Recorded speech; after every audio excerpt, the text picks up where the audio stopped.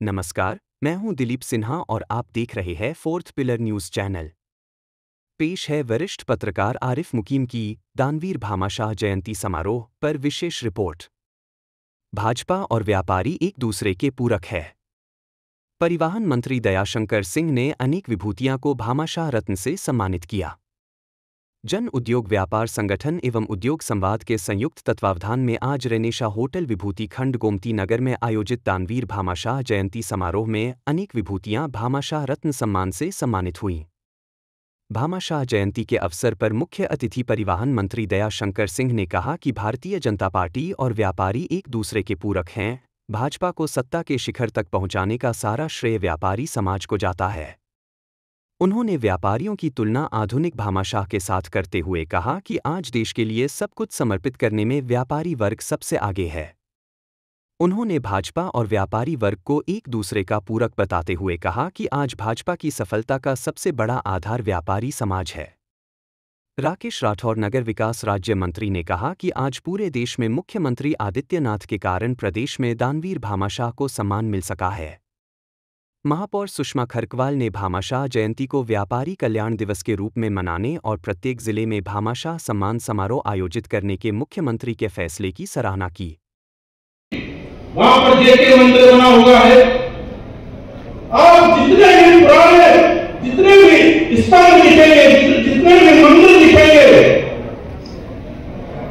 गौशाला आजमगढ़ के अंदर में गया था माननीय मंत्री जी, वहां पर गोगा साहब, भिंडी साहब, जिन्होंने अंग्रेजों के सामने जिस तरह काला पानी की सजा हो रही थी, उनको भी काला पानी की सजा हुई और जो राष्ट्रभक्त स्वतंत्रता सेनानी थे उनके लिए खाड़ की मेज लगा करती थी।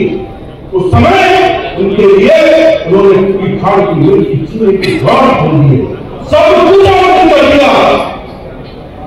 हमारा गाना वहां पर 10 साल पहले हुआ था और आज भी अजमतगढ़ में वहां पर आज तक के पास से 10 साल पहले गोगा साहब भिंडी साहब की मूर्ति वहां पर अपने संगठन के माध्यम से वहां पर लगाने का काम अजमतगढ़ में किया है। ऐसे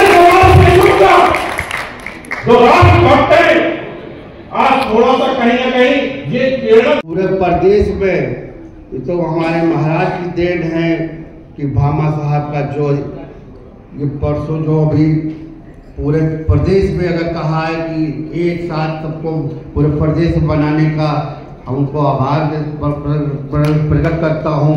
लेकिन इतना नहीं है, बहुत कुछ है कि अगर हमारा पूरा प्रदेश में और देश में, तो पूरे देश में व्यापार मंडल है। अगर देखा जाए तो अभी हमारी बहन जी कह रही थी कि अगर हम जीएसटी पूरा देते हैं तो देश प्रदेश चलता है, उससे तनख्वाह भी निकलती है, उसका विकास भी होता है। लेकिन सच बात यह है कि जो हम लोग क्योंकि देने वाले हैं, कभी अधिकार मांगते नहीं हैं।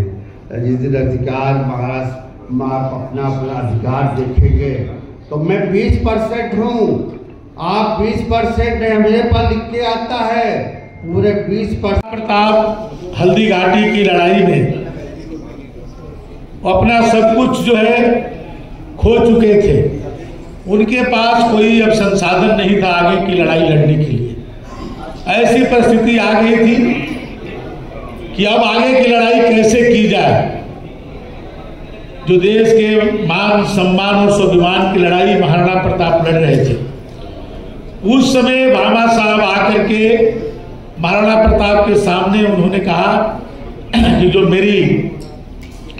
ये संपत्ति है, ये सभी संपत्ति को मैं आपको दान करता हूं, आप आगे की लड़ाई जारी रखिए।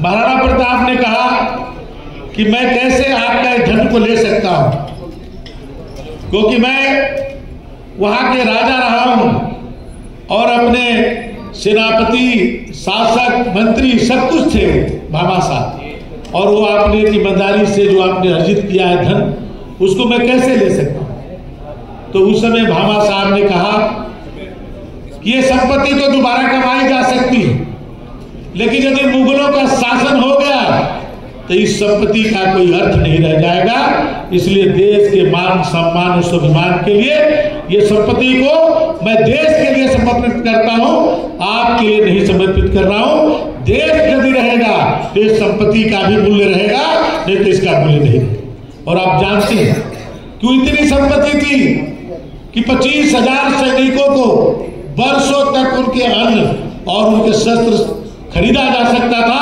और उससे महाराणा प्रताप ने लड़ाई को आगे जारी रखी। और आज मैं कह सकता हूं कि आज भारत के मान सम्मान स्वाभिमान बचा तो महाराणा प्रताप के संघर्षों के कारण हुआ।